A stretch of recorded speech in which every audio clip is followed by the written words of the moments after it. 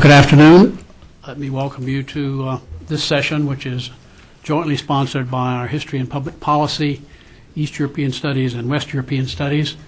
I'm Sam Wells of West European Studies and the Associate Director at the Center.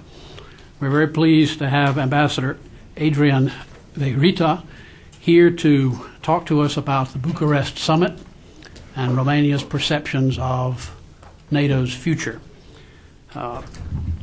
Prior to his current assignment, which began in January, Ambassador Vierita served as State Secretary for European Affairs in the Ministry of Foreign Affairs for 2 years, and the 4.5 years prior to that, he was Romanian Ambassador to the Federal Republic of Germany. He's had a number of jobs in the ministry. He's also done a 4-year tour with the permanent mission of Romania to the international organizations in Vienna, which had him involved with the OSCE, with the IAEA, and UNIDO. He joined the Foreign Service in 1991. He has studied at the Diplomatic Academy of Vienna and has worked on the Institute for International Affairs and European Integration. He has done extensive graduate work in economics, and that I'm sure has put him in good standing for many of the challenges facing his country's foreign affairs. So it's with great pleasure that we welcome to the Wilson Center the Ambassador of Romania, Adrian Vierita.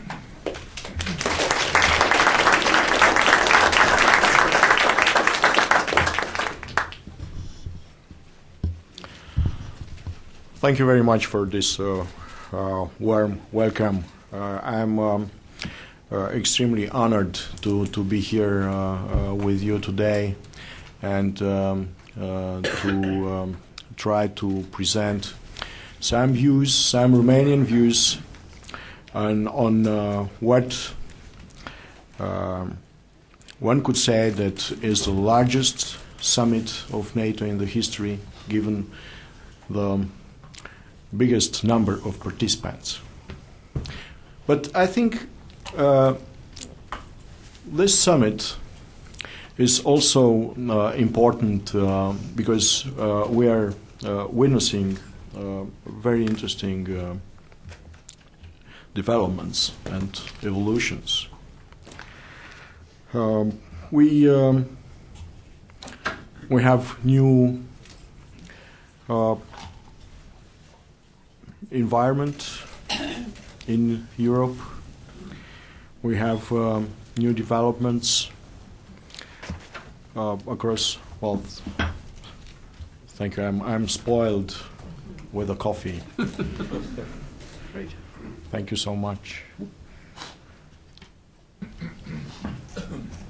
Across the world,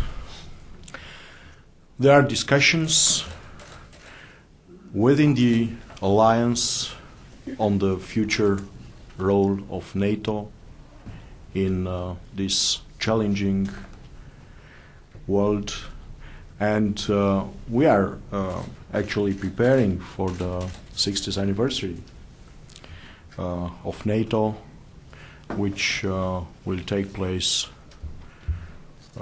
in Germany next year. So a lot of work and a lot of challenges to be responded are ahead of us, and I think that the meeting in Bucharest is a good opportunity for the alliance to give some answers and to maybe to give some thoughts to the process of transformation and rethinking the concepts. Romania is responsible entirely for the organizational part. But what is happening on the political side is actually in the hands of all of us, in the hands of all allies, using the rule of consensus, which is an important rule. Sometimes is creating some difficulties in reaching and making decisions, but this is life. It's good that it is like that. And if you allow me, I will say some words about what is going to happen and what are our expectations from this meeting. We are expecting, and actually 24 heads of state confirmed their participation, 26 prime ministers, and 87, but the numbers are actually moving. 87 participants, delegates, having the rank of a minister. Prime Minister of Australia, for instance, from New Zealand, confirmed their participation. President Karzai confirmed his participation.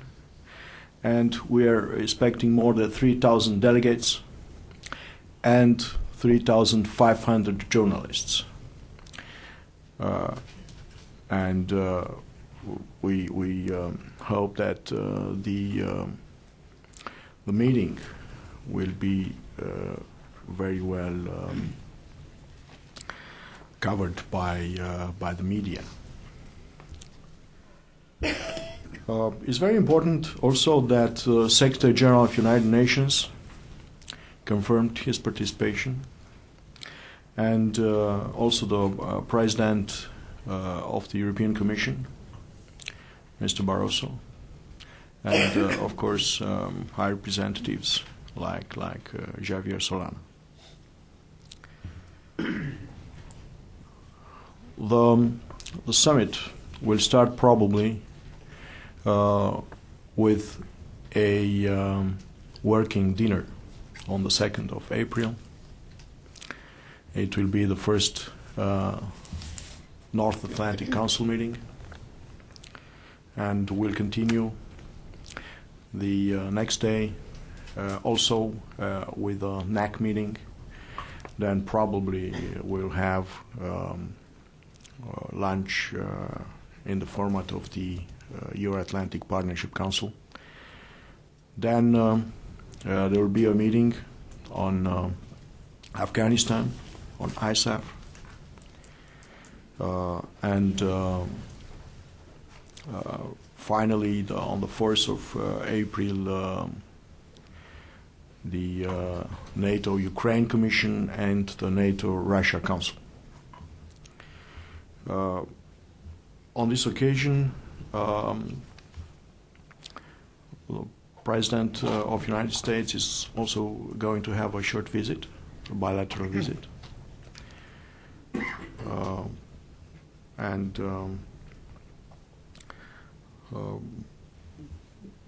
Probably the meetings of the President will contain a meeting with our President and a meeting with our Prime Minister.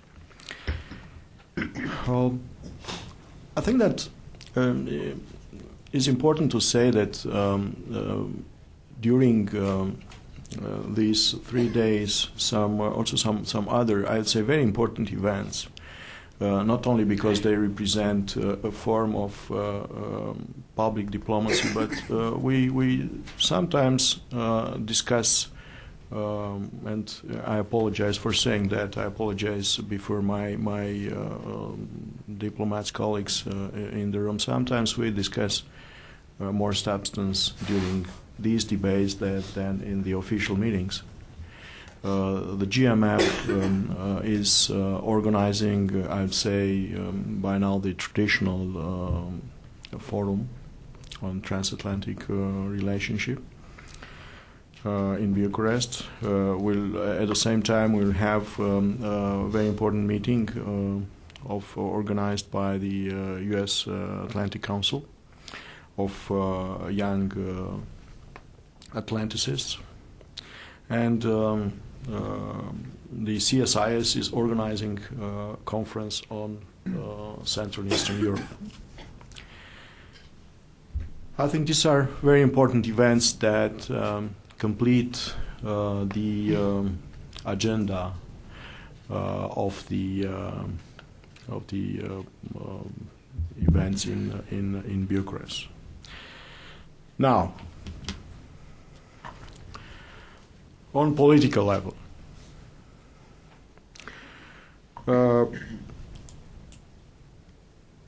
first I'd like to apologize because I would probably I will say that we don't have a final decision on some issues.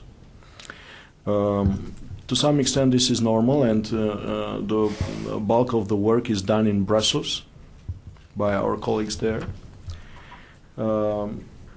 That's why I cannot now say that everything is finalized in terms of the items of the agenda and that decision are decisively made. But I'd like to present to you which are our expectations regarding some items. Enlargement for sure will be an issue, and we hope to see the conditions. We hope to see a robust enlargement with 3 new member states. We think that this is good for the region, will contribute to the stability of the Balkans. And we remember when we were offering the invitation to join the alliance, this was in 2002 in Prague. This was a very good incentive for us to consolidate and to accelerate the reform process which was undergoing in Romania. So, based on these issues, I think robust enlargement is a fair expectation in Bucharest. I know that there is a small problem there, but I hope that we still have some time, almost 1 week. And I'm also counting the weekend. Why not? Well, I know that usually we diplomats we don't like to work on weekends or on Saturdays or on Sundays. Actually, we don't like to work on any day, but sometimes we are obliged to. I'm optimistic. I still think that a solution would be found, and we are very confident in Mr. Nimitz's efforts on that. The partnership relations. We know that we have some countries in the region, in the Balkans, like Bosnia, Herzegovina, and Montenegro, who expressed their wish to upgrade their status of relations with NATO. And I think from our point of view, from Romanian point of view, I think that we could consider offering them the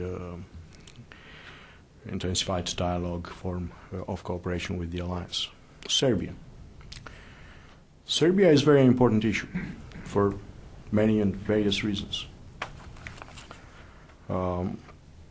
There we have elections. President Tadic was invited to Bucharest, Serbia being a partner of NATO.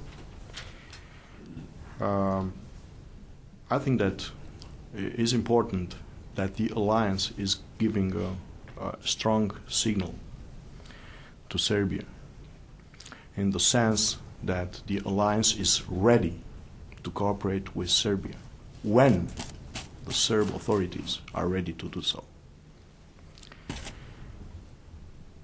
Speaking about partnership relations, I'll very briefly touch upon Georgia and Ukraine. We think that Georgia and Ukraine should be given the chance to join the map. We also think that not because this will also trigger or to speed up the reform processes in those very important countries, but we think that they could also make their contribution to NATO when it comes to the new challenges that the alliance within the framework of transformation is going to undertake. So I think that they could play a role when it comes to issues that are related to security. And I'm recalling what the Secretary General of NATO said on that, and what the head of the Public Diplomacy Department of NATO said here in Washington 1.5 months ago, I think, Mr. Bureau, that we should take care that we are witnessing an alliance which is dealing with security issues also. So I think that from this point of view, apart from the fact that Georgia and Ukraine would being map countries could also be a stimulus and incentive for the whole region, and will increase their stabilizing role in the Black Sea region. And I think this would also could play a role. I know that there are some reservations. I know that we still have to work on it. But I think that map given to Georgia and Ukraine is a bold step, but a step which that from which everybody will benefit at the end of the day. Thirdly, APC. So I mentioned that we'll have a lunch. I think that the Euro-Atlantic partnership is still important for countries who not necessarily wish or can to join the alliance, but they also could play a role, and they share the same values like we share in the alliance, and this would also be good for them, for their democratic processes. Operations. Of course, Afghanistan will play a role. Kosovo will play a role. We expect we expect that Afghanistan will be intensively discussed. Afghanistan is very important to NATO. It's so I would say inextricably linked with NATO. We all want to see Afghanistan a progress and a success story. And of course, I think that during the summit we will have the opportunity where the heads of state and government would address these issues together with the partners of NATO, and also mentioned Australia, New Zealand, but also South Korea and Japan. New challenges. So we are, because it's so linked to Afghanistan, there is actually negotiation have been there for some years. It's a kind of statement between NATO and United Nations. We hope to have this statement ready to be adopted or sealed in Bucharest during the summit. Of course, we will discuss also the energy security issues. We started actually in Riga. Cyber defense could also be something to be discussed. Then enhancement of capabilities is actually something that is so much connected with the transformation of the alliance. And here I know that discussions are on the way in Brussels on NATO MD system, and which we, Romania, would like to see complementary to the national US one. And last but not least, public diplomacy. We think that public diplomacy should be strengthened, and maybe we could also look at it and help assist the efforts of the Secretary General and the International Secretariat in Brussels in implementing good and effective public diplomacy policy. I'd like to stop here and to have the opportunity to answer some questions. At least I will try to do so. My probably the last sentence will be that we'd like to see after the summit in Bucharest an alliance ready to respond to the challenges of this century, which is strong, united, but also efficient. Good. Thank you very much. That's a very good overview. Let's raise some questions and discussion. After I recognize you, would you please wait for a microphone to arrive, because we want to get the questions on the videotape along with the answers. So, there's a gentleman over here, Tim. No, actually, I was right here. Yeah. Please identify yourself. Thank you, Dr. Wells. I'm Vladimir Karamorza, Russian television. What do you expect from the visit by outgoing President Vladimir Putin to Bucharest, who has confirmed his attendance? And how do you think that may complicate, for instance, a discussion on further enlargement, in particular with the maps to Georgia and Ukraine? And how do you comment to the interview by President-elect Medvedev yesterday in the Financial Times, who said that he will strongly oppose the maps for Georgia and Ukraine as the outgoing administration did? Thank you. That was a good one to start with. No. Please. Should I respond? Yes. Each question, each, yes? Yeah, I think so. Well, first of all, let me tell you that the visit of President Putin to Bucharest might also ease the discussion and not necessarily complicate. We are ready and happy. We are honored to welcome President Putin to Bucharest. We think that the presence of a Russian president to the NATO Summit is beneficial for all of us, for NATO, for Romania, I think for the Russian Federation also.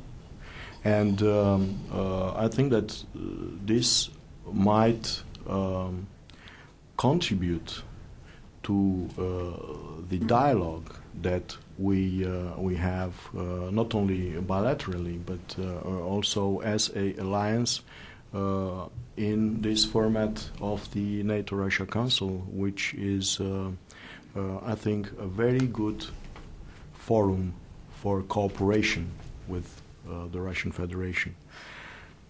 So this is my answer to your first part of question. It will be, however, the first time when the Russian president, if I am not very wrong, would attend a NATO summit. Yes, I know that the next president, Mr. Medvedev, said in yesterday. So I think. Let me be extremely frank with you. It was not a huge surprise for me. I think this we have at least I remember that there were some statements coming from Russian officials on that. I think that we could overcome, let's say, this difficulty and maybe the presence of Mr. Putin, if he decided to come in Bucharest, would be beneficial for that. To explain how important are for these countries to join the MAP. Also, I like to mention that at the end of the day, MAP doesn't mean membership. We have some countries in the Balkans which are working with NATO after 8 years of MAP cycles. But we strongly believe that for the region and for the reason that I mentioned, membership action plan for Georgia and Ukraine would be a very good incentive, at the same time also a tool for the advancement of democracy in those countries and the investment of the democratic reforms. As I said, I'm drawing a lesson from the Romanian experience. We did not stop our reform process after becoming member in 2004, or more recently after becoming European Union member in 2007.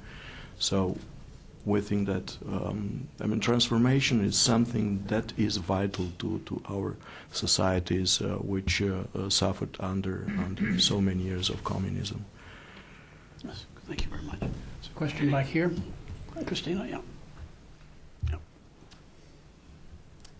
Thank you, Ambassador. Ryan Miller with the Center for European Policy Analysis. My question also touches on Ukraine and Georgia and their prospects for getting MAP. I was interested that you said that these two countries could make a contribution when facing the alliance's new challenges, as I think you put it.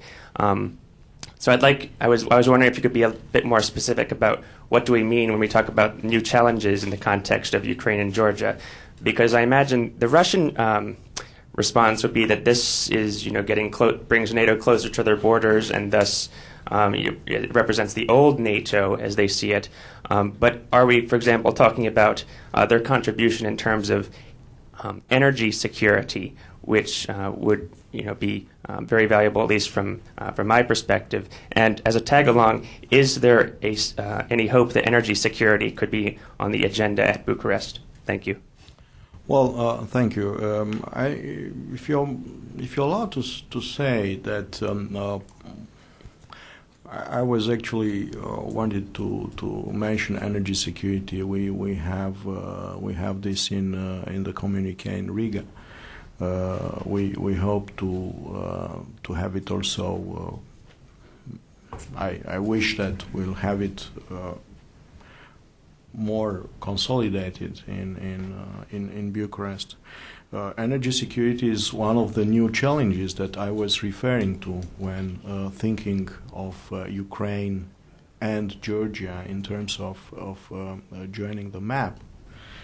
But I'd also like to mention prevention of terrorism, for instance. I also like to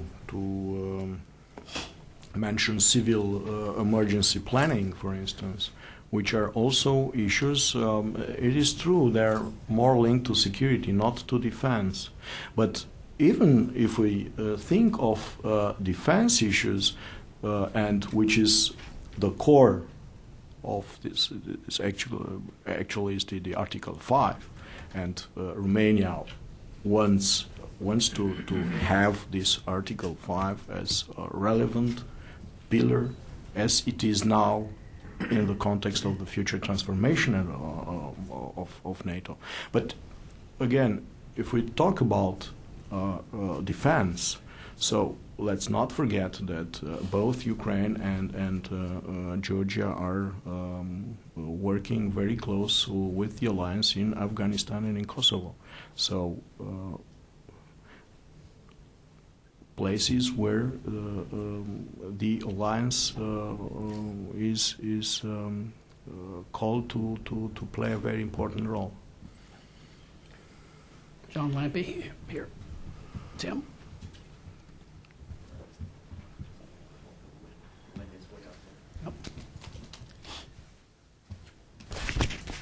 John Lampe, University of Maryland and Wilson Center, and as expected, questions on Georgia and Ukraine, but let me turn back to the Western Balkans and perhaps not say anything other than to hope that the negotiations between Skopje and Athens, to put it acceptably to both sides, can indeed work out as I think is in the interest of both Greece and the Republic of Macedonia. But you'd also mentioned there were operational issues, not just for Afghanistan, but for Kosovo. And in connection with Kosovo and in connection with your welcome statement that NATO's ready to welcome Serbia to move ahead on its map, I wondered if you'd have any more specific comment on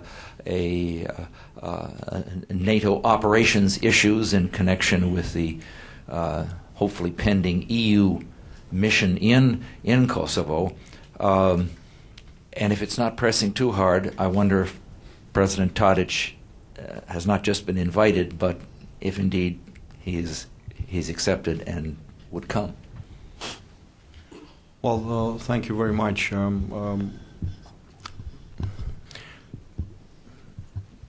Maybe it's fair. Maybe it's fair to say that I was not necessarily thinking of a map for Serbia. I was more thinking of intensified dialogue phase.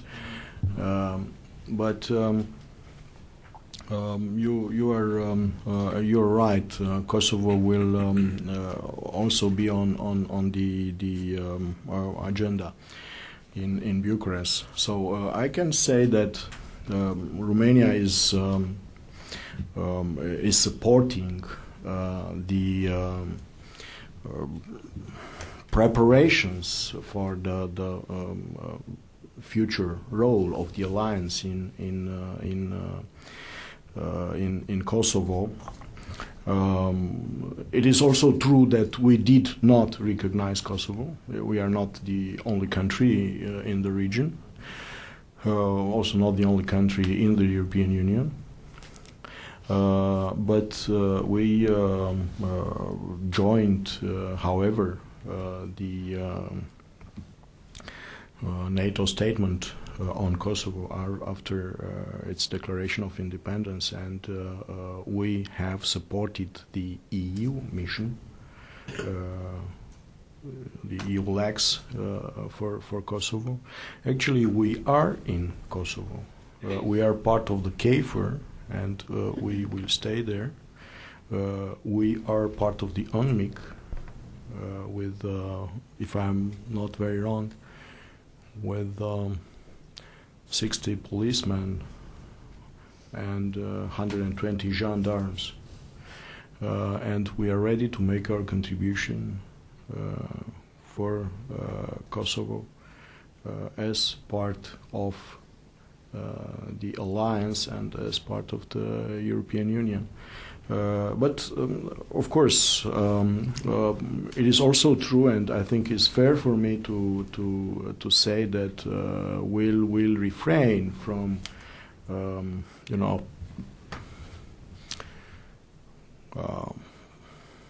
having gestures that might imply the implicit recognition by Romania of Kosovo.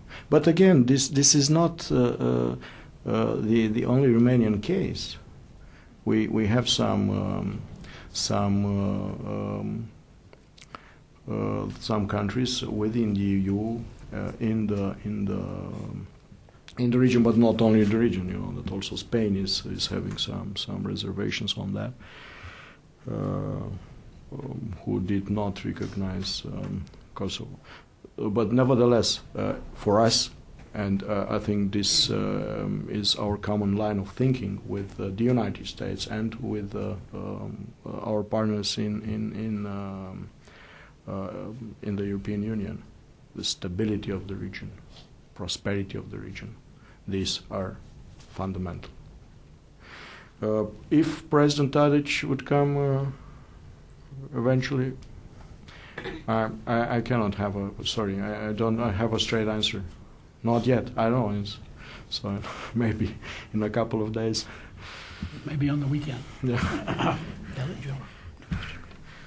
Yes, are there other questions? In the back corner there. Mr. Ambassador, my name is Marcel Barbulescu from the Romanian Student Association. Along the same lines, can you comment on President Tadic's statement that Kosovo is the first NATO state?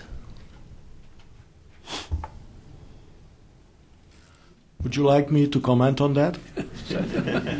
Apparently.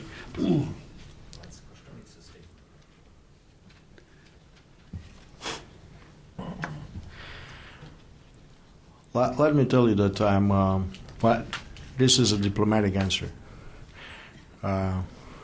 First, allow me to say how happy I am that I'm meeting a Romanian here, and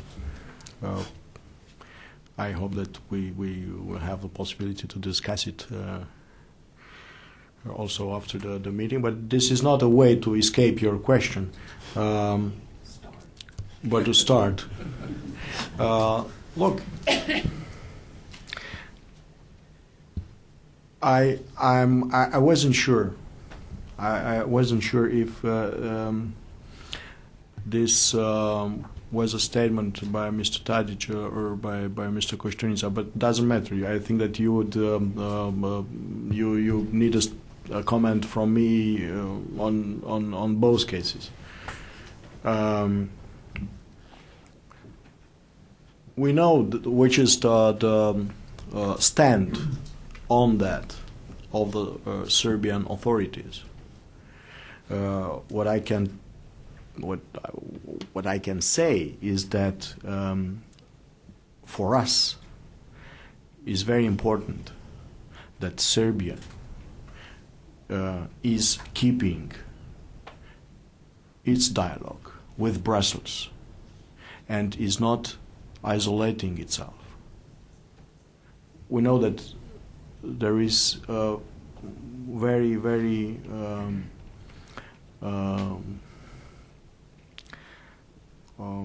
complicated, very, very complex situation in Serbia because of the election campaign. I know.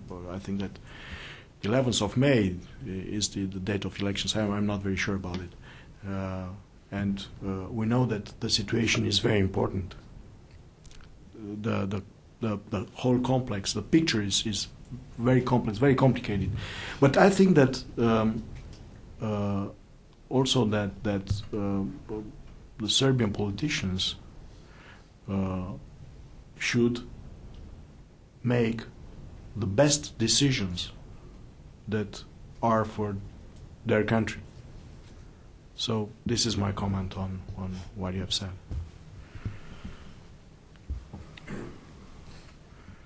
Ross Johnson here. Tim?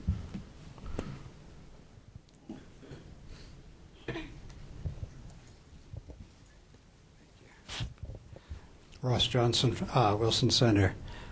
Could I take you back to the operational issues you referred to, alluded to, and of course the issue on everyone's mind is Afghanistan. Could you share your thoughts as to how Romania sees the future of an alliance, which, if we look at it today, in a situation that requires military operations, we're going to have a certain number of countries opting out. Some are engaged in war fighting, and others say no, thank you. Can we have a cohesive alliance going forward with these national reservations and caveats?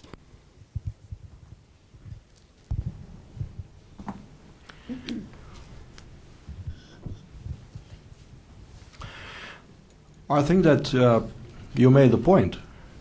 This is actually at the core of the discussion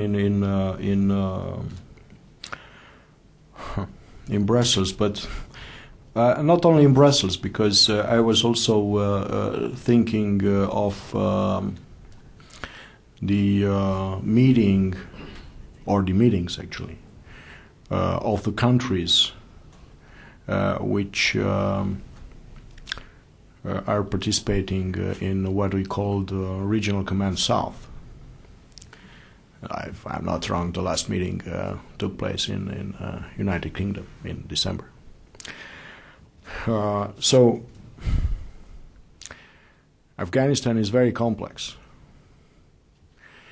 The problem is that NATO undertook ISAF in 2003, and we are condemned to success there.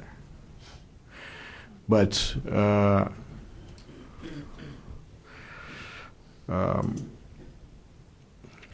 I don't think that NATO alone should be responsible for Afghanistan. I think that at the end of the day, also the international community has a role to play. That's why I think is important that the Secretary General accepted to come to Bucharest. That's why I think is important to look closer to the relations that NATO has with the partners, and I'm thinking of the so-called contact countries like Australia, New Zealand, and South Korea, etc. It's also important, I think, that the Afghan authorities, I know how difficult it is. I know how tremendous problems they have there, starting with countering narcotics and finishing probably with the issue of authority on their societies, which are a separate story we can develop on that. But I think that we should address all these issues, and my answer to your question, which is Romania's view on that, is that we are ready to double our troops in Afghanistan, and Romanian troops in Afghanistan are in Kabul, but they are in Kalat also. And we lost a couple of days ago. We lost one military to double its troop by the end of this year. Good, thank you. Is there a final question here, Ms. Lady? Tim? Mihaela Turtoescu Barba. I am a Humphrey Fellow. It happened so that I attended the NATO conference in Afghanistan in Iași, Romania, just a couple of weeks ago. If you would be so kind to elaborate more on the Romanian contribution and the global peace. I'd like to hear. On the global peace? Over global peace, yeah, as a NATO member.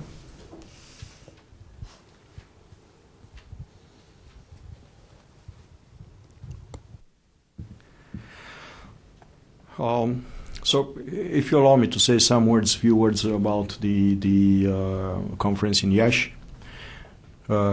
Iași is a city in the northeastern part of Romania.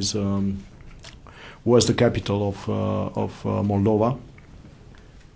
It still is, but I was referring to the Moldova, which is part of Romania. This conference, together with the conference in Timișoara, they were meant to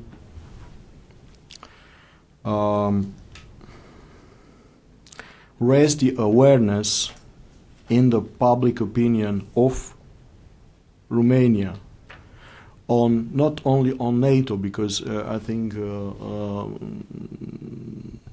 the fact that we have closed Bucharest and stopped the traffic and everything there is enough to attract the attention of Romanians on the NATO summit. But no, I was kidding.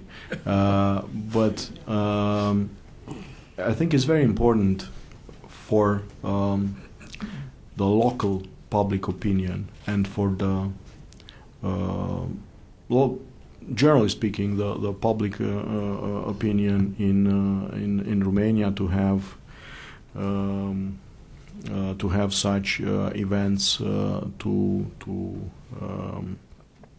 raise the awareness regarding the issues, the items on the NATO agenda, and how is Romania approaching, or which is the Romanians' approach regarding this issue. I think this were very good public diplomacy tools. Your question regarding the global peace is a little bit puzzling me.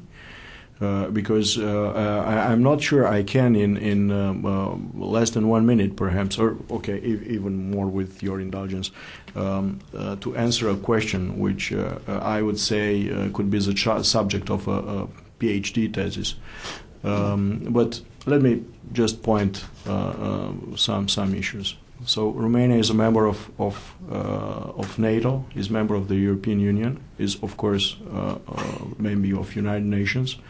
Is member of different regional and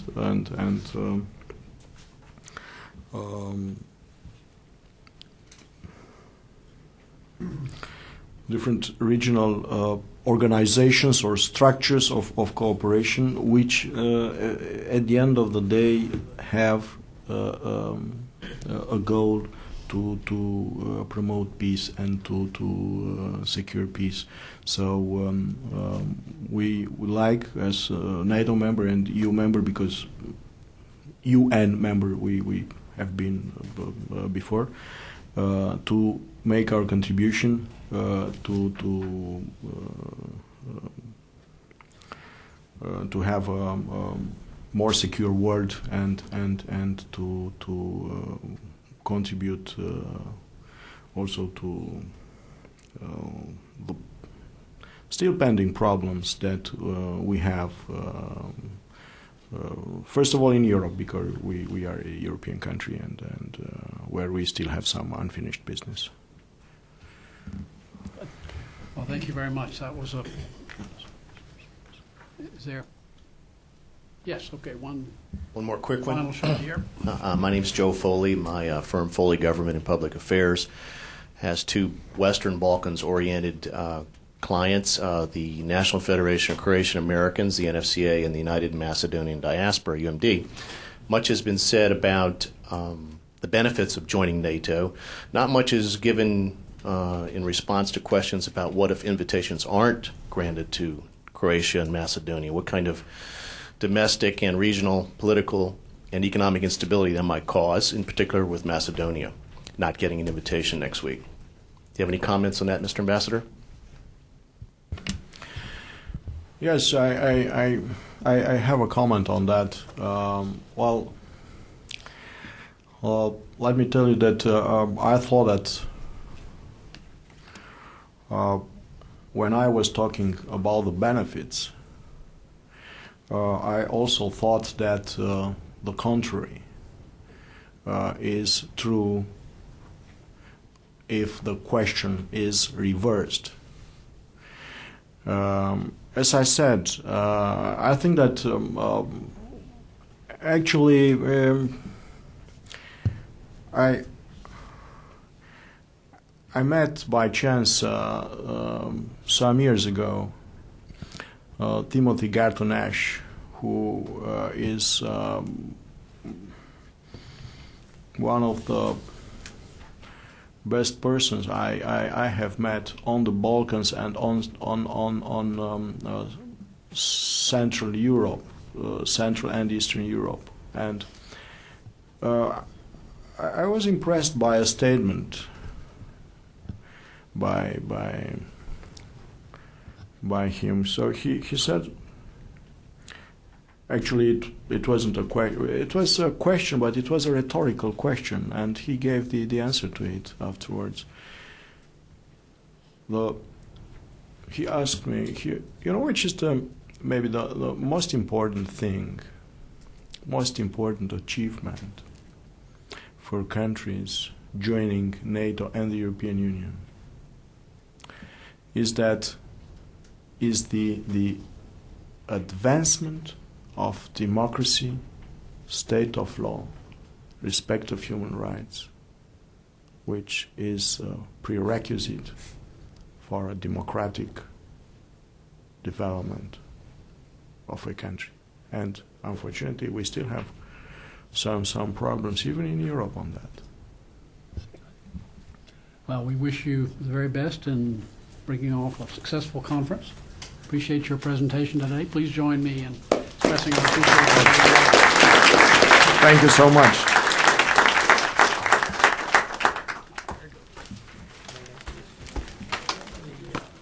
Among the people filming it, Russian TV, so you will probably appear on the Russian TV.